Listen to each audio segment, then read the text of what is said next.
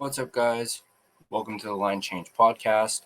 And in this video, we're going to be talking about some more bold predictions for the Vancouver Canucks for this upcoming 2025-26 season. Obviously, if you guys have been following the podcast / the channel, you'll know that recently I did my own personal video on bold predictions for the Vancouver Canucks. It was this one. Yeah, this one right here.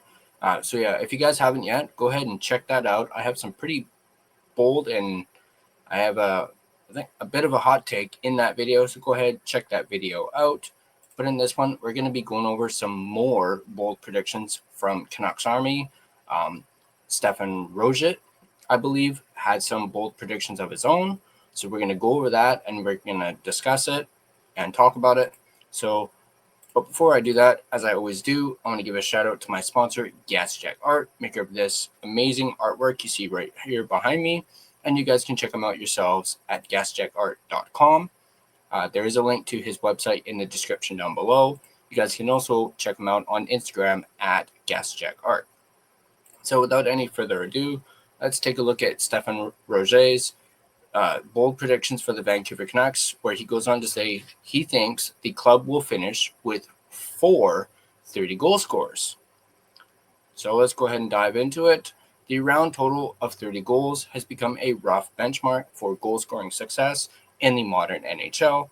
Only the very best are truly expected to consistently exceed that number. For the rest, a 30-goal campaign is typically seen as a good one in almost every circumstance. And we've seen that expectation play out in recent years for the Vancouver Canucks. Remember Brock Boeser's quest for 30 goals that kept coming up short until he finally potted 40 in 2023-24? I certainly remember that. Recall the hopes that the newly signed Jake DeBrusk would prove a success by scoring 30 goals in his Vancouver debut season. He only notched 28 this past upcoming season. I do think Jake DeBrusk can hit that mark this upcoming season. I talk about that in my bold prediction video. The unfortunate truth, however, is that neither DeBrusk nor anyone else on the Canucks hit the 30-goal threshold in 24-25. DeBrusk came closest with 28, followed by Boeser and Pius Suter with 25 each, but nobody else even cracked 20, which is, mind-blowing to even say, considering how many goals we scored the year prior to last season. Even JT Miller was pacing for fewer than 20 goals at the time of his trade. It was not exactly a banner year for Canuck goal scoring, to say the least, and it contrasted sharply with the previous 23-24 campaign in which the Canucks enjoyed the contributions of 3 different 30-goal scorers, Boeser with 40, Miller with 37, and Elias Pettersson with 34.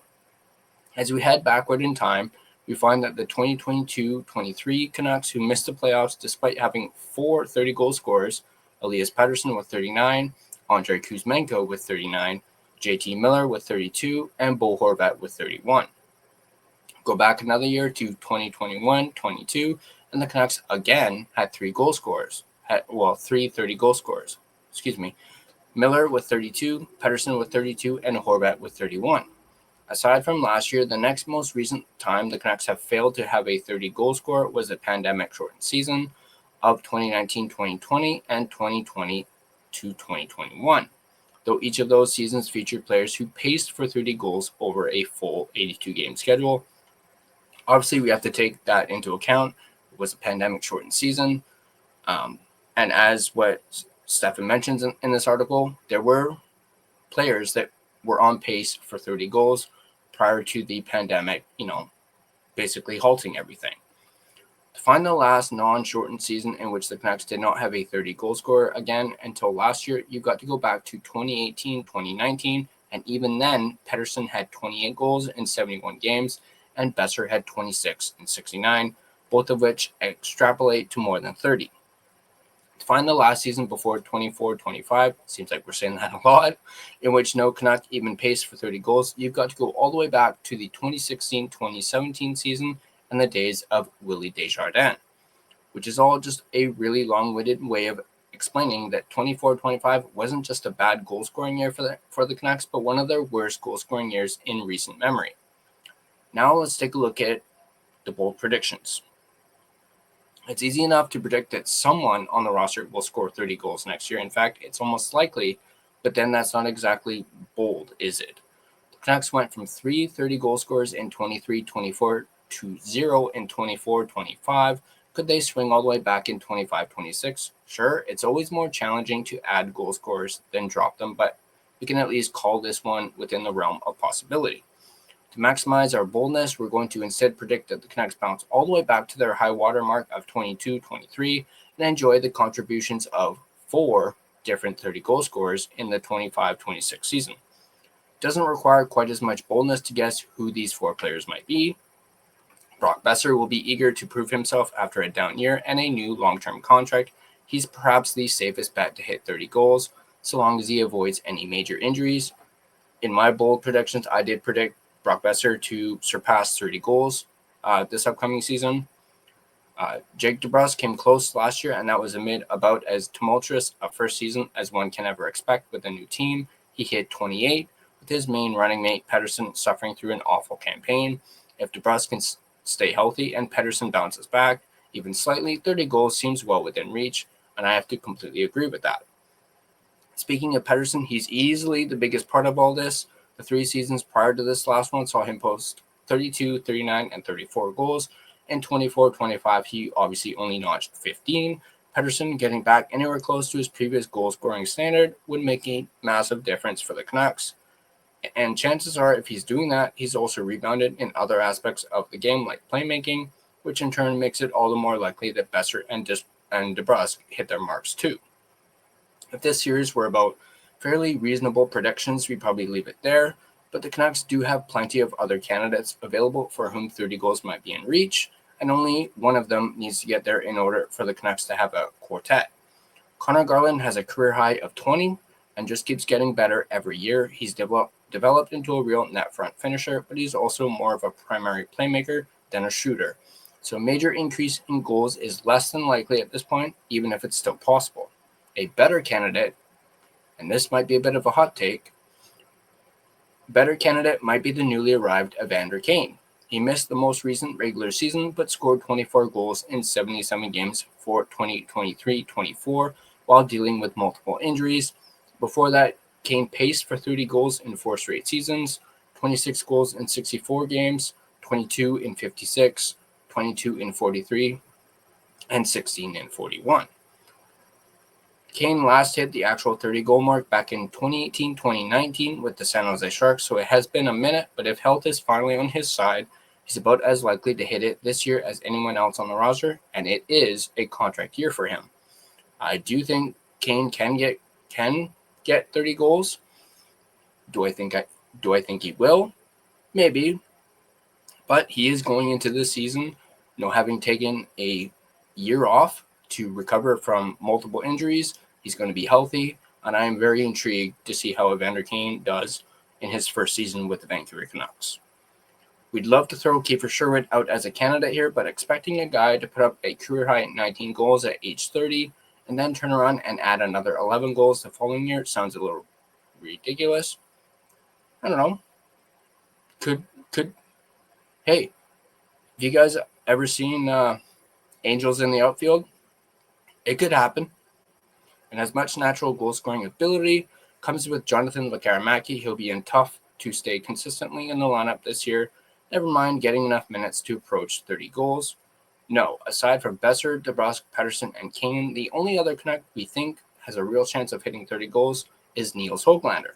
I'm sure there may be some ridiculousness in that statement too, because the guy only got 8 goals last year, but in 23-24, Höglander hit 24 goals. He did that while primarily playing in the bottom half of the lineup too. He's got a shot at top 6 minutes in 25-26, and given some of the chemistry he flashed with Pettersson last year, one could even argue that Höglander has an inside track, get him on Pettersson's wing for the long term, and have Pettersson bounce back, maybe add some power play minutes to the mix, and suddenly 30 goals might be a distinct possibility for Höglander. Still a long shot, to be sure, but perhaps not as long as some of the others we've mentioned. So there you have it. Bold predictions that the Vancouver Canucks, or a bold prediction that the Vancouver Canucks will enjoy the contributions of 4 different 30 goal scorers in 25-26. We're most confident about Boeser, DeBrusk, and Pettersson side of that prediction. We like Kane's chances, and we think there's an outside shot for Höglander too, and what a difference it would make for the Canucks' on-ice fortunes. So that is the article. That is Stefan Roget's bold prediction. He thinks that the Vancouver Canucks are going to have 4 30-goal scorers. I want to know what you guys think, though. Do you guys agree with Stefan Roget's bold prediction? Do you think guys like DeBrusk, Besser, Pettersson are all going to hit 30 goals this upcoming year? Do you guys think that Evander Kane could be an unlikely 30-goal scorer this upcoming season, his first with the Vancouver Canucks? Do you guys even think Nils Höglander could hit that mark, considering he almost hit it a couple of seasons ago?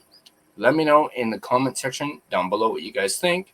And as always, if you guys like this video, be sure to hit that like button. And if you want to stay up to date on all your Vancouver Canucks content, I know content has been at a minimum lately, but be sure to smash that subscribe button and turn on your notifications so you don't miss a single video. You can find us on social media. You can find us on Facebook. Just search The Line Change to find our Facebook page. You can find us on Instagram at The Line Change. You can find us on X at Line Change Man. You can find us on TikTok at the TLC Podcast. You can also find us on Blue Sky at The Line Change. Feel free to give us a follow on all of our social media platforms. If you prefer a audio version of this podcast, you can find us on both Spotify and Apple Podcast. On Spotify, feel free to give us a follow, as well as rate and review us. It is, of course, greatly appreciated, and it really helps out the podcast. That's going to do it for me. Stay tuned. In about 1 hour, we're going to be going live with a new What If video, and it'll be an open discussion for Canuck fans. We're going to talk about what if Elias Pettersson and the JT Miller rift. What if it never happened? How would the season go? Obviously, JT Miller would probably still be here if that rift never happened. But it's going to be an open discussion. I'm looking forward to talking with you guys. I'm looking for the discussion. And stay tuned. About 1 hour, we're going to be going live. And I'll see you guys then.